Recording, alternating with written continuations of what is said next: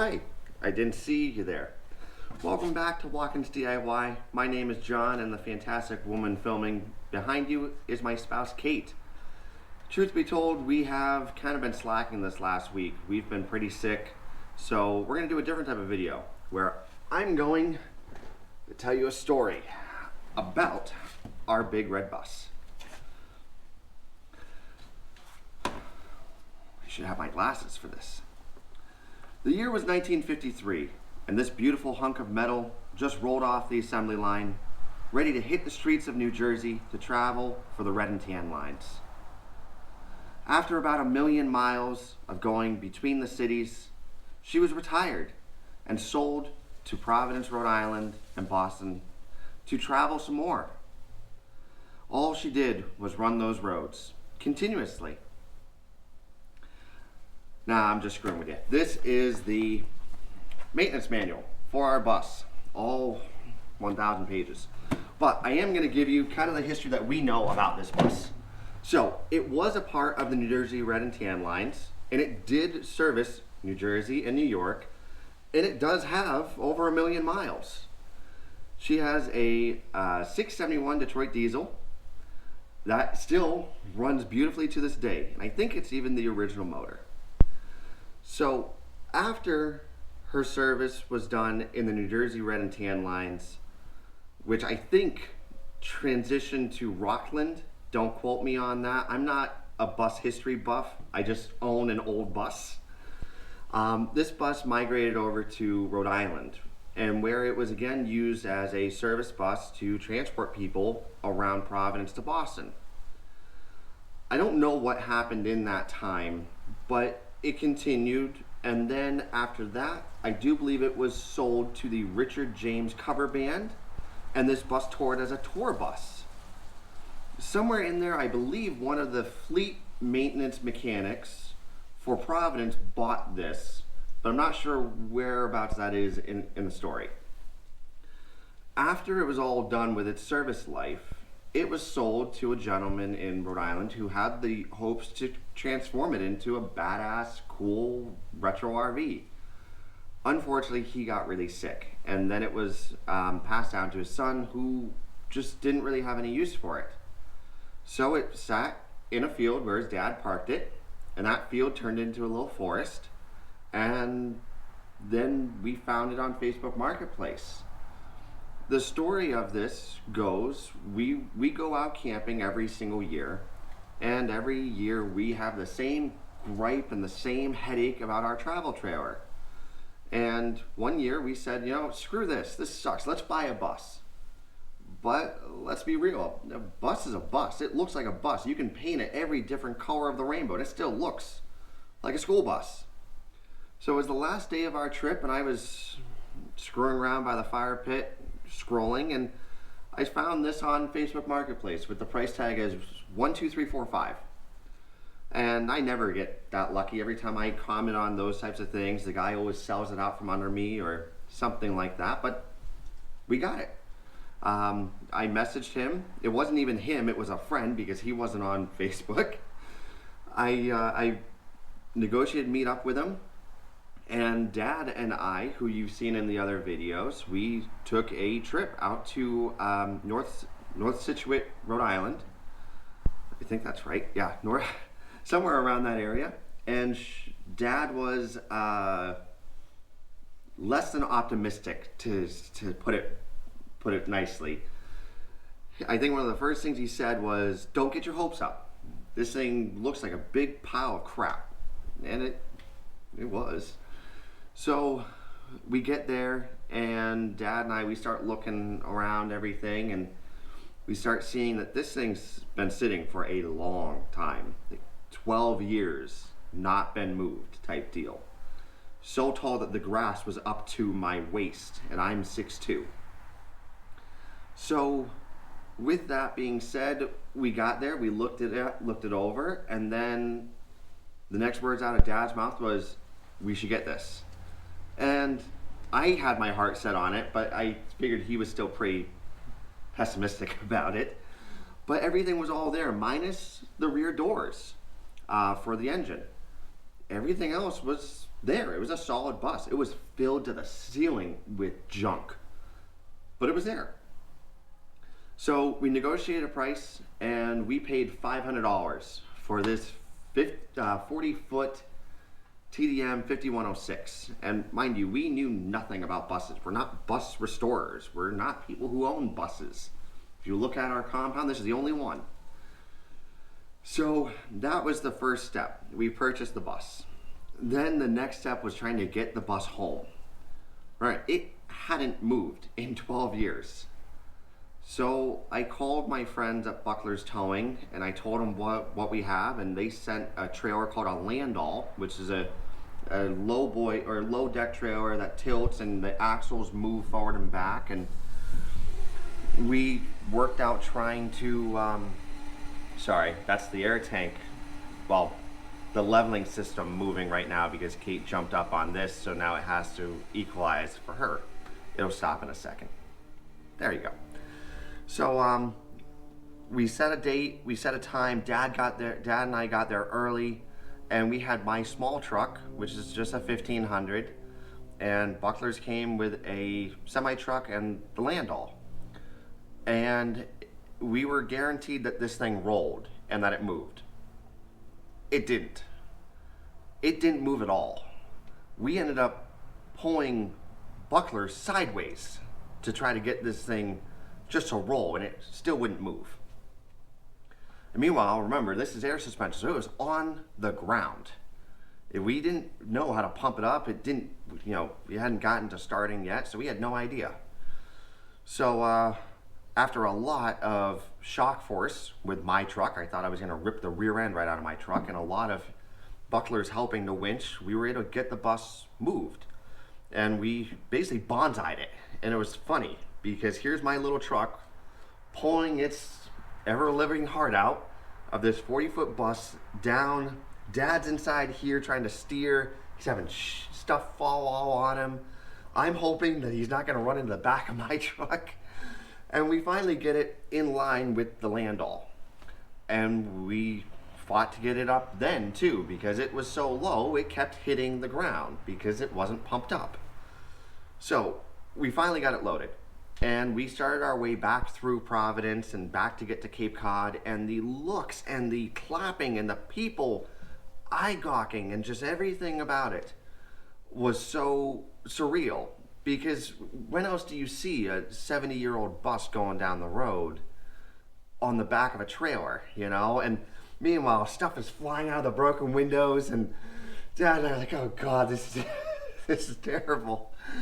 So we finally got it home, and we unloaded it in the street. We blocked off the entire main road from Millstone. We had a wrecker here, one of our wreckers, and we pulled it in, and then started this project, the biggest project that we've ever undertaken, minus building our own house. It's full restoration, inside, outside, engine, every drive component, floor, ceiling. I mean, you name it, we are doing it to this bus. Which is why it's taking so much longer. We originally had a high hopes goal of October 1st we'd be done. Well, now that's moved to January 1st, and it's not gonna make it. There's not enough money, and there's not enough time, and there's not enough hours to make it happen. We have so much work to do. I haven't even started the inside yet. So that's how we got the bus. Now I'm gonna get off of this comfy chair from Ridemore. That's a plug to them. And we're gonna walk around, and I'm gonna show you guys what we've done so far in the year that we've owned Flashback. Okay, so when we took ownership of this bus, they had backed into a tree, and they had caved in this whole upper roof section. And we're still working on this, because this is actually one of the worst parts of this whole bus, which is why there's still collision wrap on. This is actually what Dad's working on this upcoming weekend for Thanksgiving. A little foreshadowing there. So, first thing that we wanted to do before we spent too much money, time, and effort was we wanted to get it cleaned out, because there was a lot of mouse, raccoon, and a lot of dead things in the bus. Shout out to Kate for helping with that. But the big thing was we effectively bought a $500 boat anchor. it didn't move, it barely rolled. So we wanted to see if this thing would start. So we did. And what we ended up doing was we took the valve cover off and we very quickly said, oh my God, this is the cleanest Detroit diesel we've ever seen. And yes, I know that we're leaking oil yet again because it's an old Detroit, working on that. But we started the startup procedure and we read the manual and we had a lot of help from our friends, and we had them come over and they helped us get this thing fired up. And obviously none of the switches, none of the electrical worked, so we were just jumping the starter and connecting, and sure enough, after about 2-3 days of checking the fuel pumps and making sure that the rockers were all free, we went for it and she started and it didn't smoke. It's a 2-stroke Detroit diesel, which is known for being old smoky or screaming jimmies, and they smoke like a bat out of hell. This one didn't. So that was the first thing that we did. Second thing, now that we got the engine running, we needed to put doors on these because they were ripped off and we didn't want our engine to get too weathered. So then we created these doors. Meanwhile, at that point, we weren't really driving it yet like we do now. We drive this every weekend. So we were towing it back and forth to the shop.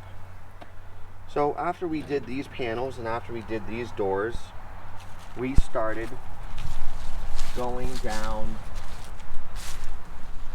that side, I thought.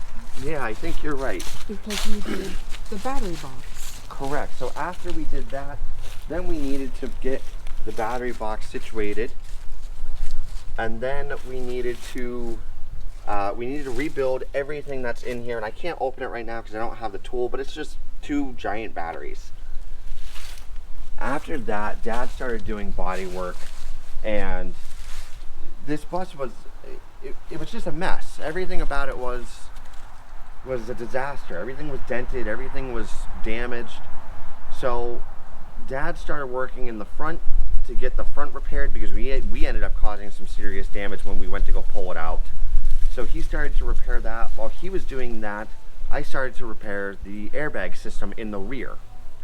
And that was such a process, and it sucked.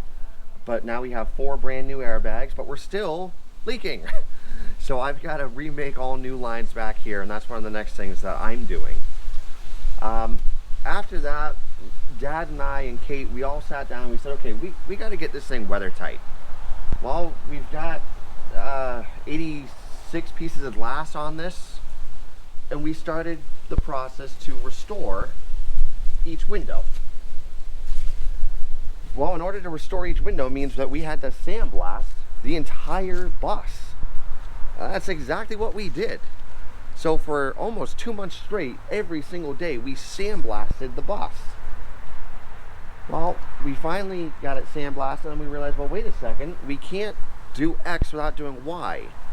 So then we moved inside and we painted the inside red around the windows. Then our friends at Sherwin-Williams gave us a sponsorship for the red and white for this bus, and the rest of the paint actually. Thank you. And we started to paint the outside. So now the roof is painted up until this train wreck area. This is all real paint. This is just primer. Anything white except for the roof is still primer. Then to move around to the front, these buses have a failure point on them, and we have hopefully mitigated that by the way that we redesigned this.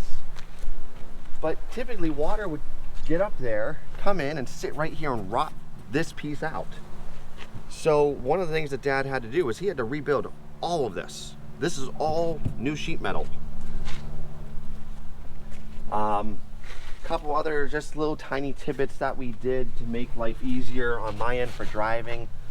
All of the lights are LED. I rewired the whole bus. You saw me do that in some of the previous videos. But the original wipers were air powered. Screw that. Electric. So I have a small Wrangler Jeep motor in here for the wipers, and I made electric wipers. And there may or may not be a clip in there, but they work. And that's all that really matters. On this side here, we still have a lot to do on the lower side. I still have a lot to do on the front steering and the front airbags. And obviously we have all of the back doors that we need to fix. We also had the inside spray foamed during that time. And just recently, we wrapped up the build of this door, minus the aesthetic trim. So this was originally a quad fold door, and it was air powered. Somewhere in this bus's life, somebody took a sledgehammer and took pry bars to it to get into it. Well, I didn't want quad fold doors, I just wanted one door. Make it simple. And that's exactly what I did. So what Dad did, because I complained that I couldn't see out of this door. The original bus had these little tiny windows, and you had 1, 2, 3, 4, 8 of them. Well, instead of having 8 tiny windows that you can't see out of, I opted to have 4 big windows. So we took out the hinges and welded everything in and did our body work, and now we have a spot for 4 big windows, which I'll tell you makes all the difference when you're driving. Is there anything else on the inside that I missed, Kate? Or on the outside, I mean? The split rim tires, we got rid of those. Oh, yeah. So these rims were originally split rims, and we ended up getting rid of those, and we called our friends at Cape and Island Tire, and they gave us these rims, and then we bought some used tires to throw on them just while we're transporting back and forth. We'll buy real tires when we actually get it past speed. Okay, on to the inside. So now we're on the inside, and obviously, where else would I be? It's not like we're on the moon here. So the first thing that I did on the inside was clean this place up. Like I said, it was chalked to the ceiling with crap. And it still had some of the original seats that unfortunately were just destroyed. So after we got it cleaned up so that I could kind of sort of work on it, then I started to redo all of the wiring. And I put in a proper fuse panel, which is right behind Kate. Traditionally, this bus was positive ground, which I just don't like to work with. It's kind of complicated, obnoxious, etc. So I converted everything to negative ground. But in order to make everything 40 feet work away, I had to run chaseways and wires and everything. And then I decided to keep all of my connections in one place, which is right here. So we have a painless fuse block, relay panel, and now originally the bus had a panel here and a panel here, and everywhere that you would look there was another connection point. There's so much friggin' cloth wiring in this, it was ridiculous. Now everything is right here.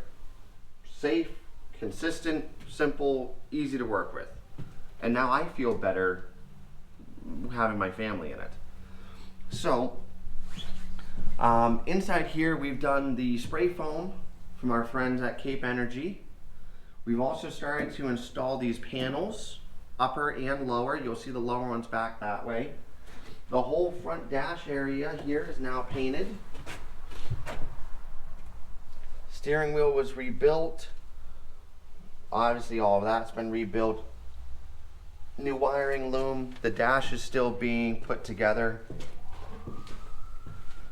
All new windows. Emergency door was fixed. Basically everything in here is so repetitious. If you think restoring a car is bad, it's like every single thing that you do, it's another 20 just to move forward with the project. We also got all of these panels back in and fixed. This is actually where the bus gets its fresh air from. comes in this way, down through and down a hole in there. We did make a brand new air filter system for the bus instead of the oil bath. And then obviously we painted everything in here. So that's pretty much where we've come to with this. I know it doesn't seem like a lot, but when you're dealing with things that are 40 feet long and the size that it is, it takes a while. Let's see here. The heating system. You had to rip that out and make Yeah. that. So I had to, I just had to bypass this. This is just temporary. These pipes are all coming out because they were leaking when we first started. And I do believe that wraps this up for where we're at now. Coming up, I'm fixing the floors and I'm repairing all of the holes like this. After I'm done repairing the holes, we're actually going to put another piece of plywood on top to be our base. And then this is going to have a retro 50s diner feel to it. So black and white checkered floor, lots of chrome for the wall panels. This is probably going to be chrome. And then we've gotten a lot of questions. What are we going to do with this? And the reality is, we want to go traveling. We want to take our kids places. We're not nomads. We're not going to live in it. And there's nothing wrong with that lifestyle. It's just not for us. But we wanted something bigger that we could go and kind of tour the country in and go for a couple weeks at a time and go with our friends Chris and his wife Darlene and travel around and meet people, experience new things. And that's what we want to do. I feel like I'm rambling, so I'm going to turn off the camera or have Kate turn off the camera, and that's going to wrap up this video. From everyone here at Watkins DIY, we sincerely hope that you have a great Thanksgiving and a great holiday, and thanks for following along this journey as 2 or 3 crazy people take on the decision to build a 70-year-old bus. Bye. Have a beautiful time.